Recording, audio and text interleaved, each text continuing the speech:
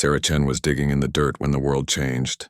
She had been carefully brushing sand away from an old pottery piece when everything around her started to glow with a strange blue light. The Amazon rainforest, her team, even the air itself seemed to shimmer like water. "What's happening?" shouted Dr. Marcus Webb from across the dig site. He was a tall man with gray hair who knew more about old wars and weapons than anyone Sarah had ever met. He dropped his tools and reached for Sarah as the blue light grew brighter. Elena Vasquez was the first to notice they were no longer on Earth. She had spent years teaching people how to survive in the wild, and her sharp eyes caught the change immediately. "Look up," she said quietly.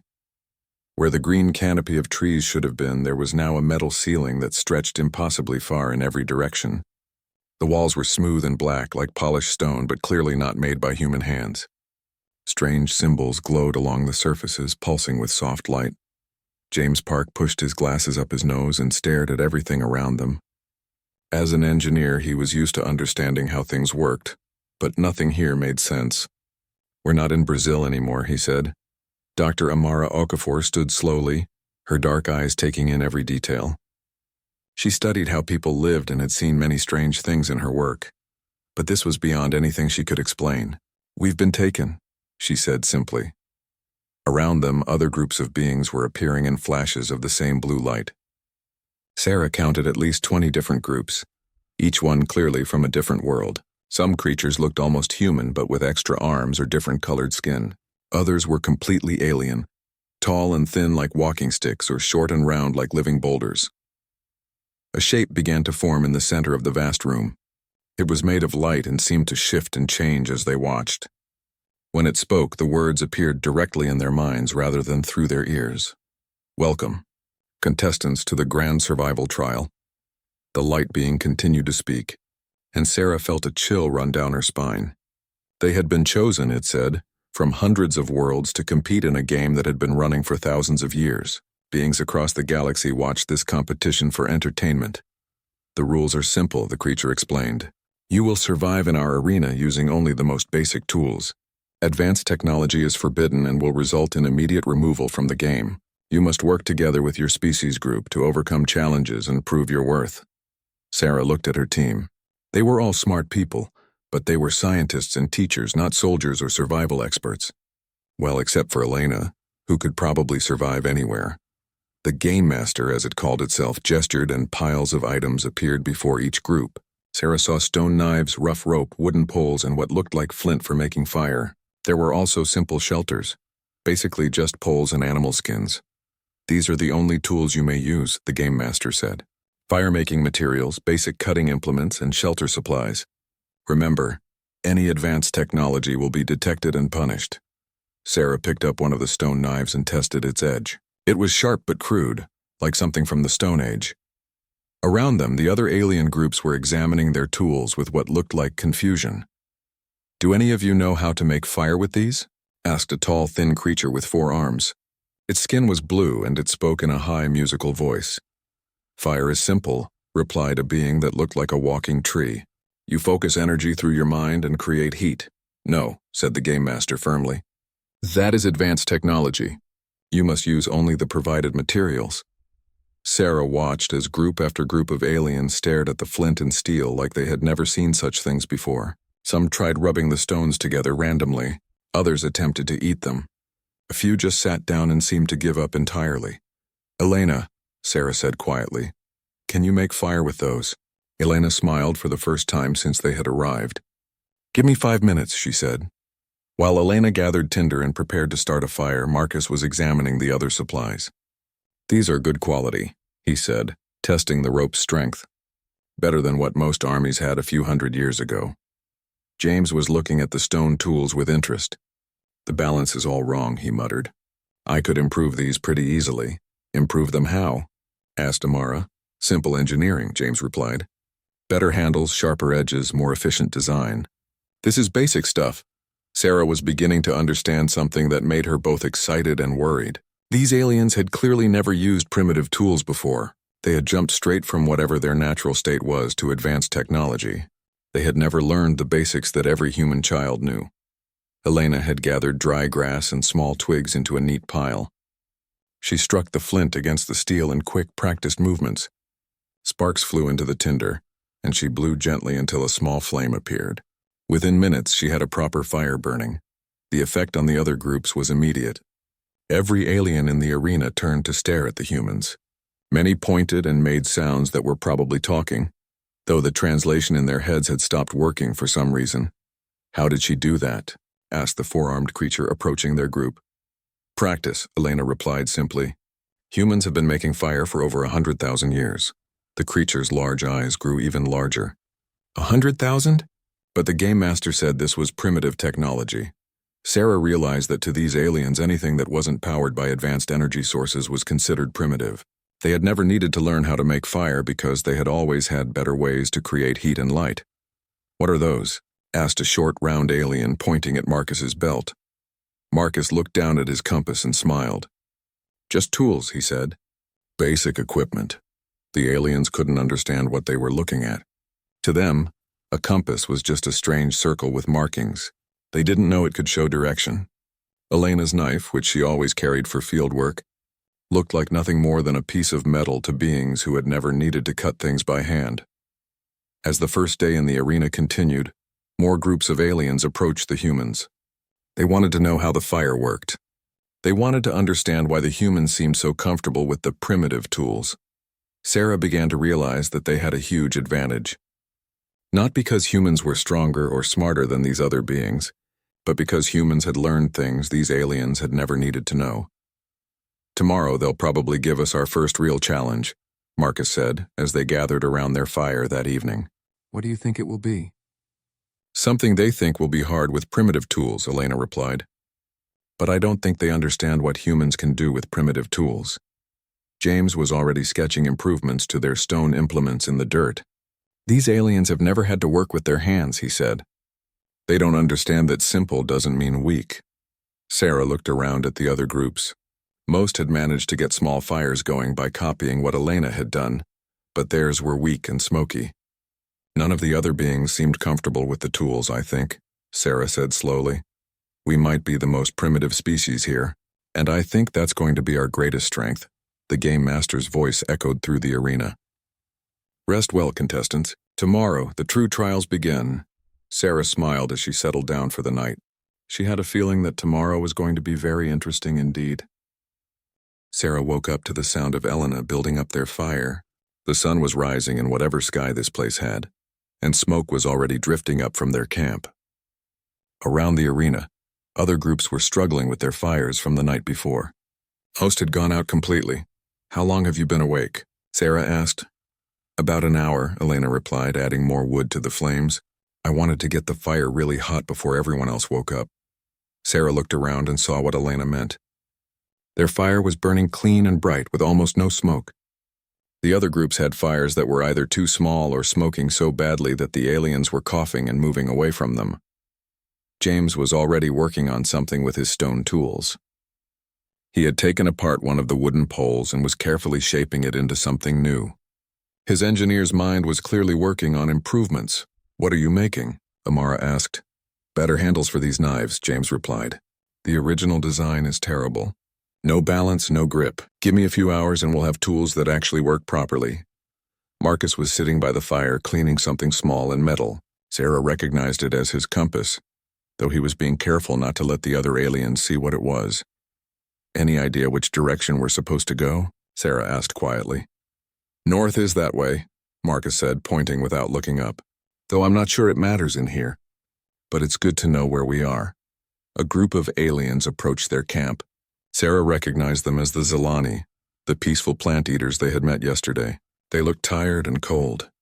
"Please," said their leader, a tall being with green skin and 4 eyes. "Can you teach us about fire? Ours keeps dying."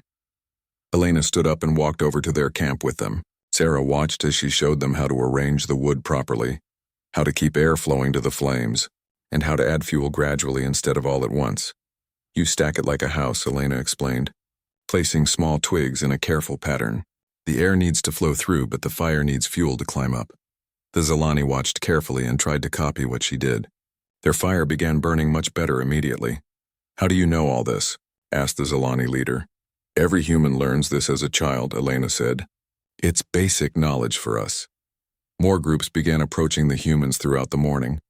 The Korthak warriors, who looked like giant lizards with natural armor, wanted to know how to make their weapons sharper.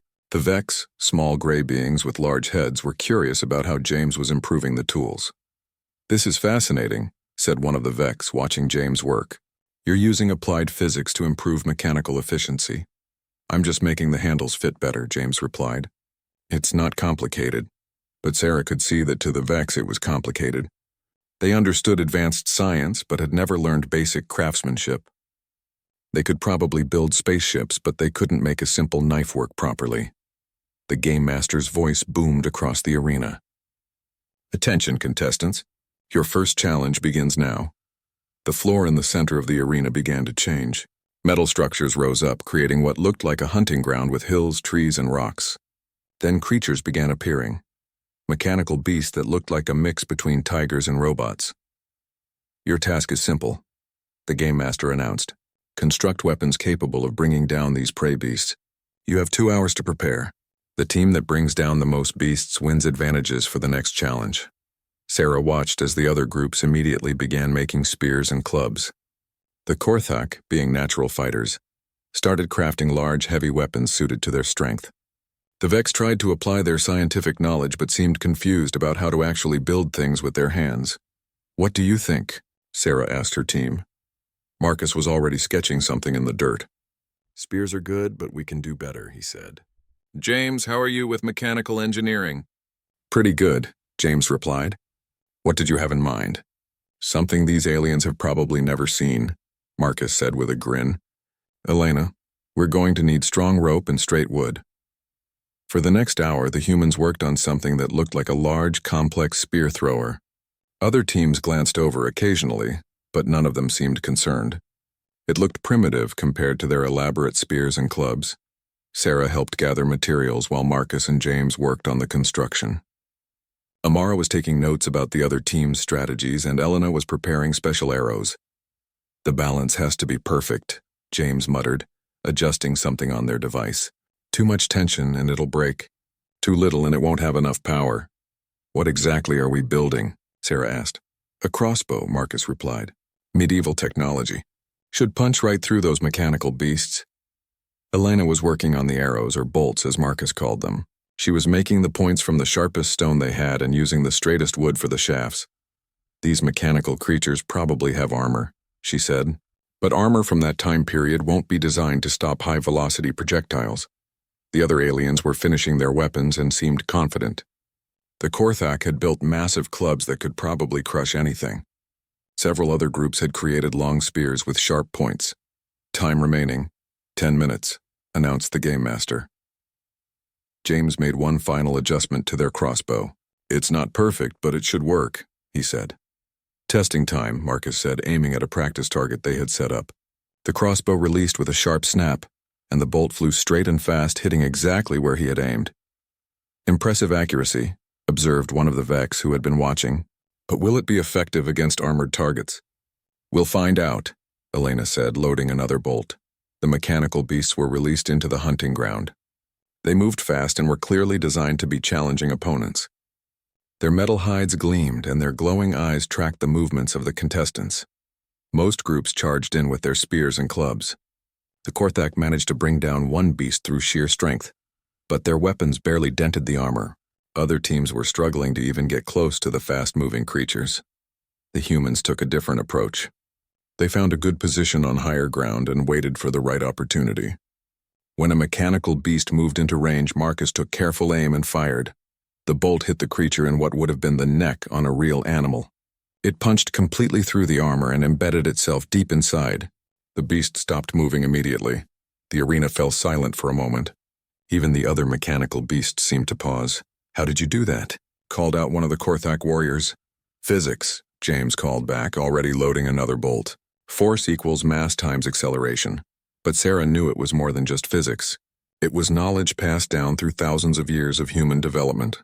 The crossbow was technology, but technology that these aliens had never seen because they had skipped past this entire stage of development. Marcus fired again, taking down a second beast. Then a third. Each shot was clean and efficient, dropping the mechanical creatures with single hits. The other team stopped their own hunting to watch. They couldn't understand how the humans were making it look so easy. "Challenge complete," announced the game master. "Victory goes to the human team with 7 confirmed eliminations." Sarah looked around at the other contestants. Some looked impressed. Others looked confused. A few looked worried. "How is this possible?" asked the Vex leader. "Our scanners detected no advanced technology." "Because it's not advanced," Elena replied simply. "It's just old." The game master's voice had a strange tone when it spoke again.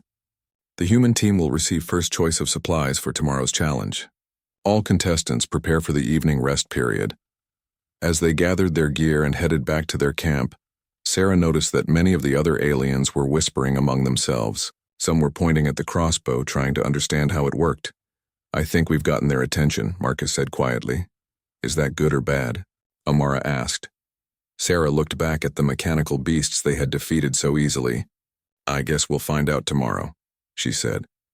But she was beginning to suspect that the aliens had seriously underestimated what humans could do with primitive technology.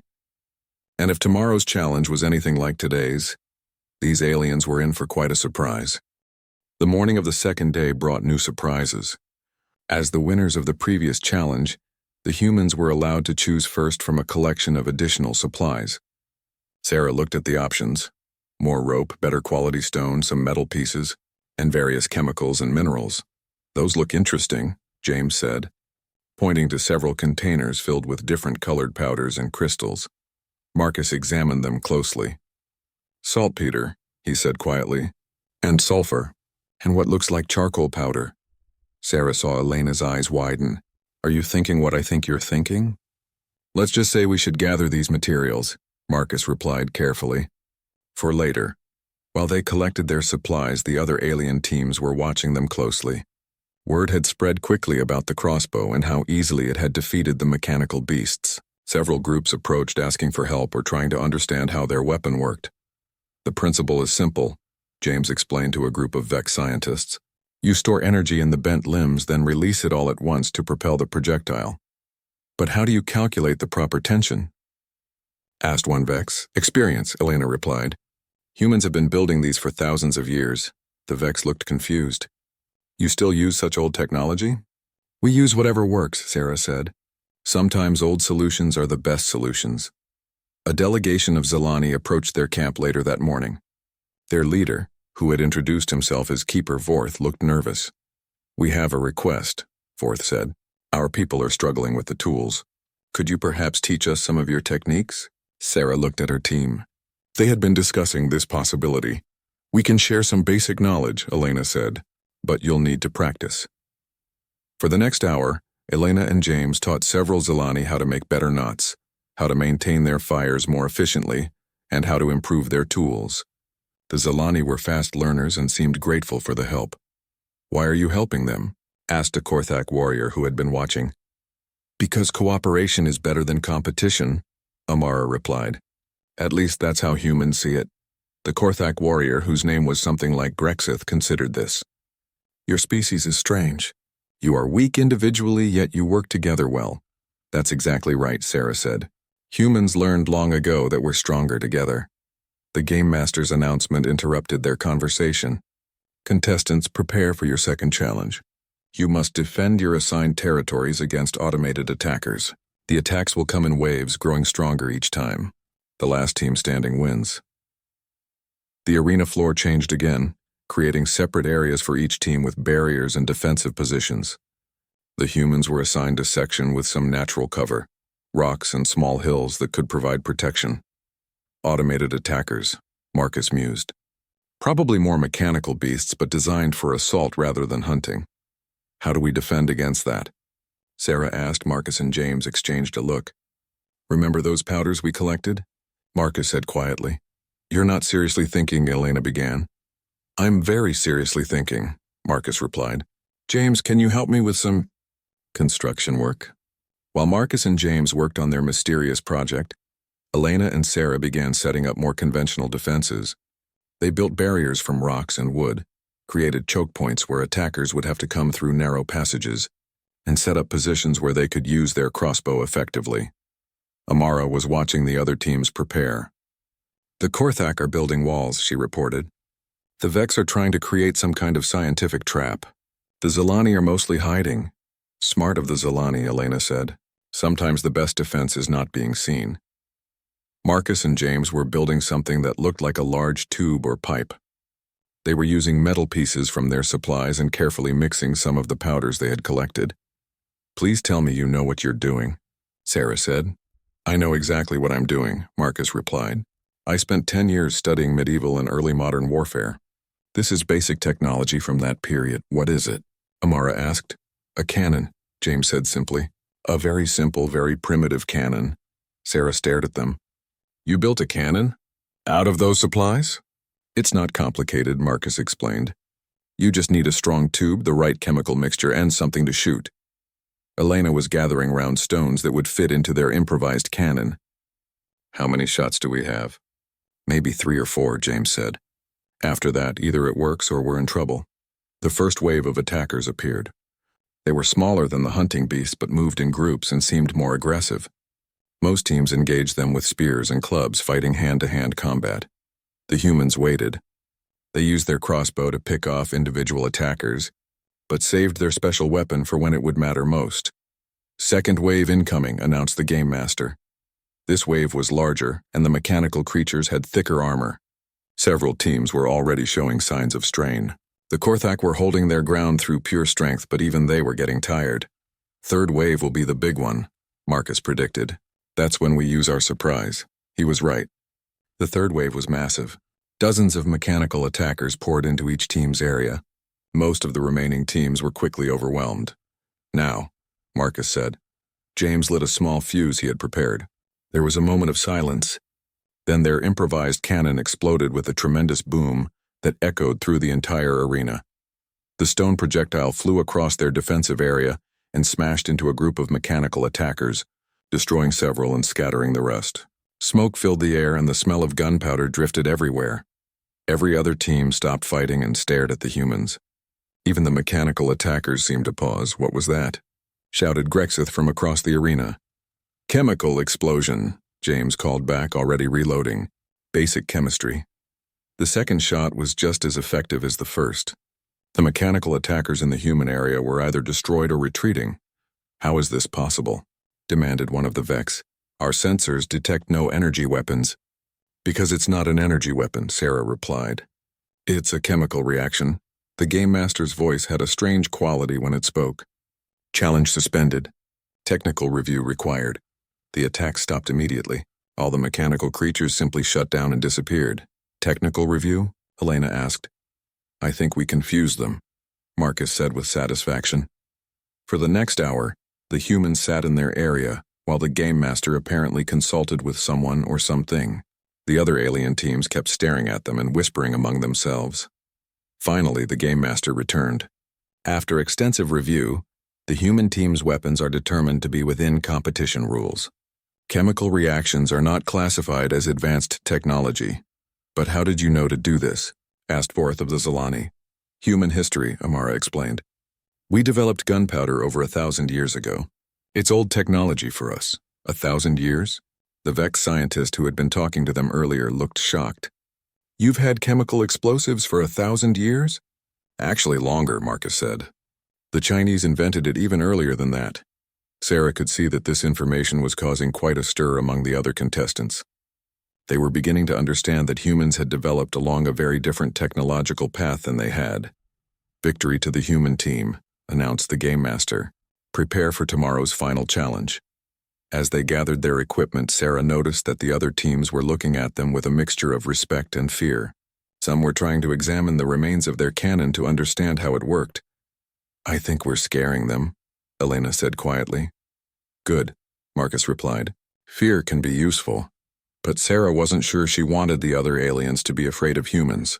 Fear led to violence, and there were a lot more aliens here than humans. Tomorrow's the final challenge, she said to her team. What do you think it will be? Something big, James predicted. They're going to want to test everything we've learned. Whatever it is, Amara said.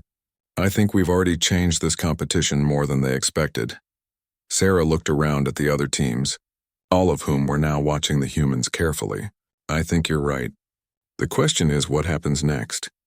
The Game Master's voice echoed through the arena one more time that day. Rest well, contestants.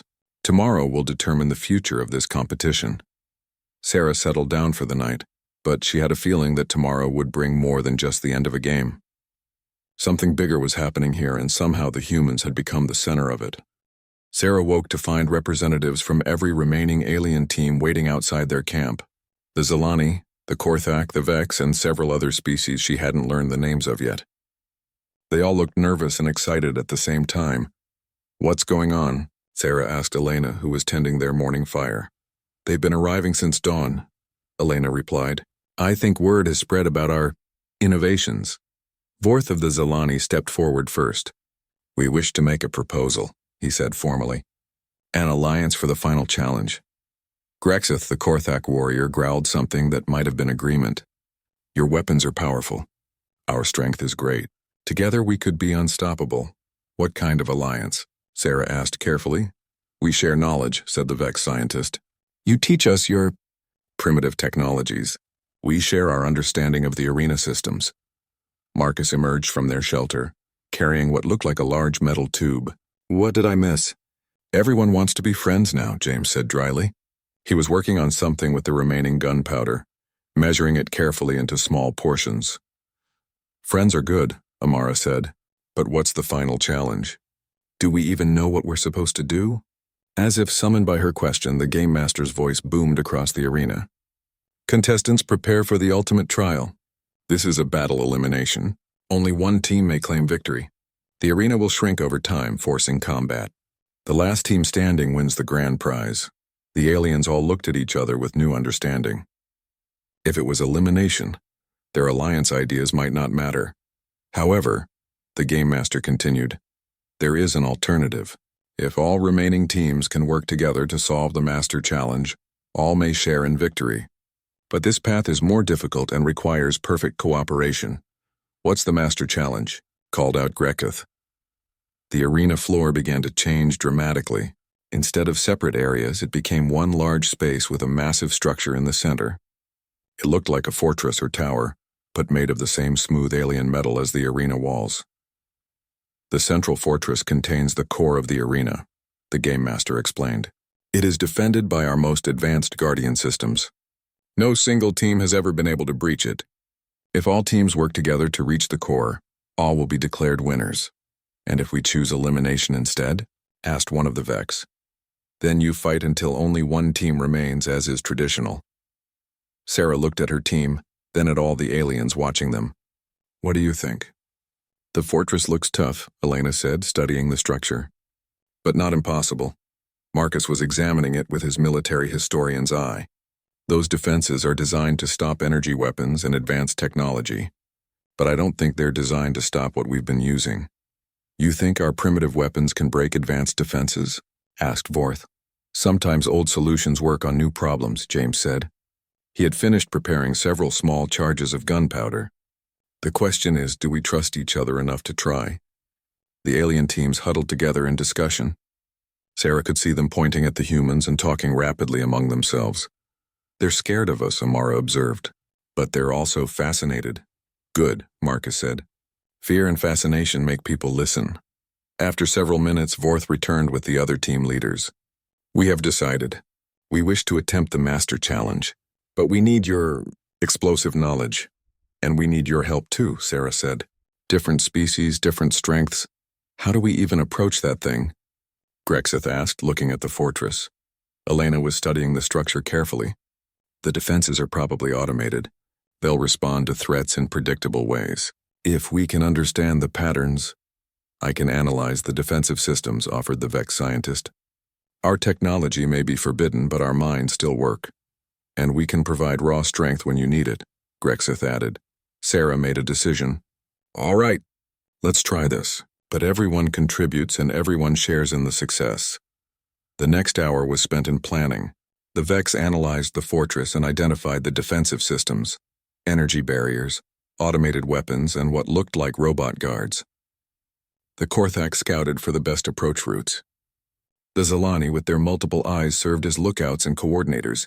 The humans prepared their weapons and charges, Marcus had an idea for a much larger explosion than anything they had made before. "This is all our remaining gunpowder," he explained to the group. "One big blast to breach the main barrier. Will it work?" asked a Vex. "Only one way to find out," James replied. They approached the fortress as a unified group. The alien defensive systems activated immediately. Energy beams, floating guard robots, and force fields that blocked their path. "Just like I thought," Elena said. "They're designed to stop high-tech attacks. But watch this." She threw a simple rock at one of the energy barriers. It passed right through. "The barriers only stop energy and advanced materials," the Vex scientist said excitedly. "Primitive matter can pass through." "Which means our weapons should work fine," Marcus said with satisfaction. The battle that followed was unlike anything the galaxy had ever seen. The Korthak charged forward with stone weapons that passed through energy barriers like they weren't there. The humans used their crossbows and gunpowder charges to destroy robot guards that had been designed to deflect plasma weapons, not mechanical projectiles. The Vex called out defensive patterns and weak points. The Zilani coordinated movements and warned of incoming attacks. Every species contributed their unique abilities. "The main barrier is ahead," Vorth called out. "It's too strong for conventional attacks." "Good thing we don't use conventional attacks," Marcus said, setting up his largest gunpowder charge. The explosion that followed was tremendous. The sound echoed through the entire arena and smoke filled the air. When it cleared, the main barrier was gone and the path to the core was open. "Impossible," whispered the Game Master's voice. "The barrier was designed to withstand direct hits from battlecruisers." "Battlecruisers don't use gunpowder," James called out cheerfully. They fought their way through the final defenses together. The fortress had never been designed to handle an enemy that used such primitive weapons combined with such advanced tactics. When they reached the core, it was a simple crystal structure floating in the center of a large chamber. "How do we claim victory?" Sarah asked. "All team leaders must touch the core simultaneously," the Game Master replied. Its voice sounded stunned. Sarah, Vorth, Grexith, and the Vex leader approached the core together. When they all touched it at the same time, the entire arena filled with brilliant light. "Victory achieved," announced the Game Master. "All teams are declared winners of the Grand Survival Trial." But there was something else in the Game Master's voice now. Confusion and perhaps fear. "How did you do this?" it asked. "No group has ever succeeded at the Master Challenge before." "Cooperation," Sarah said simply. "And understanding that new problems sometimes need old solutions. But your weapons, your technology, it should not have been effective against our defenses," Marcus grinned. "That's the thing about primitive technology. It's so primitive that advanced systems don't know how to defend against it." Around them, the other aliens were celebrating their shared victory, but Sarah noticed that many of them were looking at the humans with a new kind of respect. "Your species is remarkable," Vorth said to her. "You turned a competition into a cooperation." "That's what humans do," Amara replied. "We find ways to work together." But Sarah could hear whispered conversations among the aliens. They were beginning to understand that humans represented something entirely new in their galactic civilization, a species that had mastered both primitive and advanced concepts that could cooperate and compete, that could solve problems in ways no one else had ever considered. The Game Master's voice interrupted her thoughts. "Contestants, prepare for transport to the victory ceremony. Representatives from across the galaxy are waiting to meet you." Sarah looked at her team. They had won the game, but she had a feeling that the real challenge was just beginning. The victory ceremony was unlike anything Sarah had ever imagined. They were transported to a massive space station that seemed to stretch forever in all directions. Beings from hundreds of different worlds filled enormous halls, all of them staring at the winning teams from the Grand Survival Trial. But mostly, they were staring at the humans. "This is overwhelming," Elena whispered as they walked through crowds of aliens who pointed and whispered as they passed. "Look at them," Amara said quietly. "They're afraid of us, it was true." Despite being surrounded by beings who could travel between stars and manipulate energy with their minds, the aliens seemed nervous around 5 humans with simple tools. The formal ceremony took place in a vast amphitheater. The humans and their alien allies were presented to representatives from the Galactic Council, powerful beings who governed trade and relations between the star systems. Never before has the Master Challenge been completed, announced the council speaker, a tall being made of what looked like living crystal. And never has it been accomplished through such unusual methods. Sarah stepped forward. Someone had to speak for the humans, and the others were looking at her to do it. Honored Council, she began. We're grateful for this opportunity, but we want to make something clear. We didn't win because we're superior to the other species here. We won because we took a different path. Explain, requested the council speaker. Every civilization here developed advanced technology quickly, Sarah continued. You went from basic tools to energy weapons, from simple fire to antimatter reactors. You skipped steps that humans had to learn. Marcus stepped up beside her. Humans developed slowly. We spent thousands of years with each level of technology before moving to the next. We learned things that you never needed to know. Such as? Asked another council member. How to make fire without energy. How to build weapons without computers. How to work together when technology fails, Elena said. James added. How to solve new problems with old tools. The OA council members exchanged glances that suggested rapid communication in ways humans couldn't understand. These primitive technologies, the speaker said finally. They are effective against our most advanced systems. Because your systems weren't designed to defend against them, Sarah replied. You prepared for threats, you understood. You never imagined someone would attack with gunpowder and stones. Grexith, the Korthak warrior, stepped forward. The humans taught us that strength is not just in the body or in technology. It is in the mind that sees new ways to use old tools. Vorth of the Zelani nodded agreement. They showed us cooperation where we expected competition. They shared knowledge instead of hoarding it. This is troubling, said a council member. If primitive technologies can defeat our defenses, what does this mean for galactic security? Sarah realized this was the crucial moment. The wrong answer could make humanity seem like a threat. The right answer could change everything. It means you need to learn from us just like we need to learn from you, she said carefully. Humans aren't a threat to the galaxy. We're an opportunity. How so? Asked the speaker. You've all forgotten the basics because you never needed them, Amara explained. But basics are foundations. Without strong foundations, even the most advanced buildings can fall. Sarah continued the thought. We're offering to teach you what we know if you'll teach us what you know. Imagine what we could accomplish together. The crowd of aliens began murmuring. Some sounded excited, others worried. You would share your knowledge freely? Asked the speaker. That's what humans do, Elena said. We've always shared knowledge. It's how we survived and grew. Marcus added, but we want something in return. Not payment or tribute. Partnership. What kind of partnership? The speaker asked. Sarah took a deep breath. This was the moment that would determine humanity's future in the galaxy. Establish schools, she said. Places where humans can teach primitive technologies and other species can teach advanced sciences. Let us learn from each other.